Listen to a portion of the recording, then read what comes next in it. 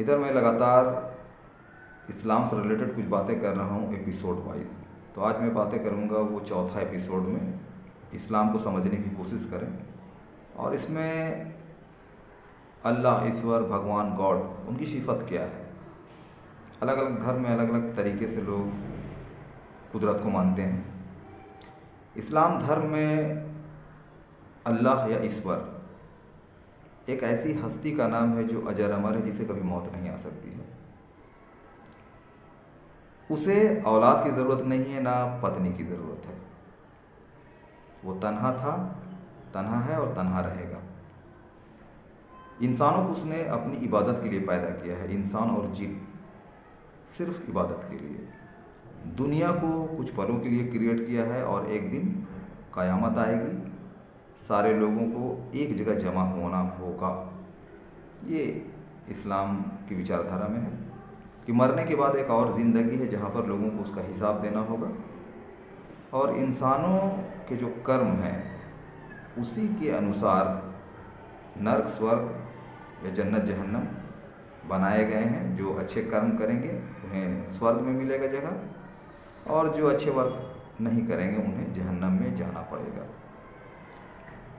इस्लाम में अवतारवाद नहीं है, यानी ईश्वर को, अल्लाह को, अगर दुनिया में सिस्टम गड़बड़ा गया है तो वहाँ पर उस सिस्टम को दुरुस्त करने के लिए, ठीक करने के लिए अवतार लेने की ज़रूरत नहीं है।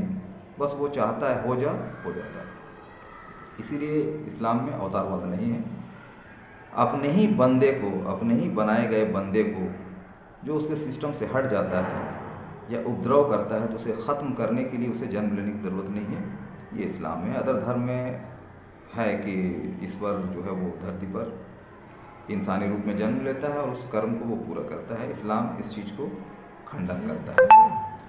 यहाँ पर जो भी सिस्टम बनाए गए हैं, अगर हम रिलीजियस देखते हैं तो लोगों को लगेगा कि चूँकि इस्लाम धर्म में ये बताया गया है तो इस्लाम धर्म के लोग तो इसे मानेंगे ही।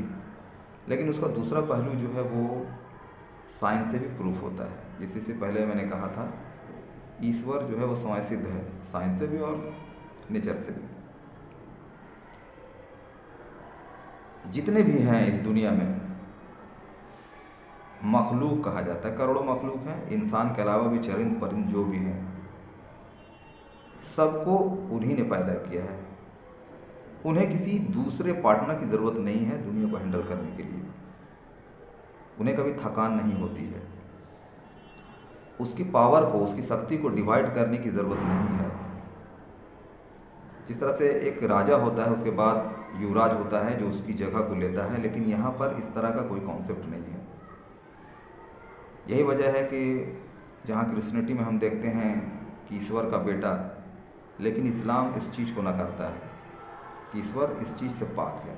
ये ईश्वर की सिफत है इस्लाम में।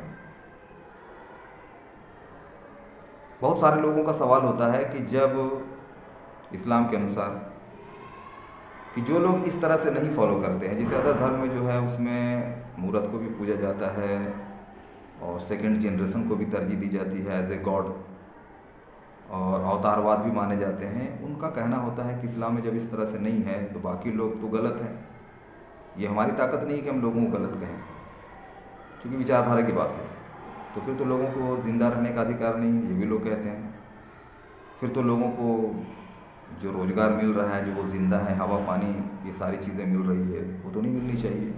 ये भी लोगों का सवाल होता है। इस्लाम धर्म के अनुसार ईश्वर ने जिसे पैदा किया उसके लिए रोजी रोटी का भी इंतज़ाम किया है। तो इस कॉन्सेप्ट को समझने की कोशिश करें। नेक्स्ट एपिसोड में फिर मुलाकात होगी। तब तक के लिए फिर अलविदा, जय हिंद।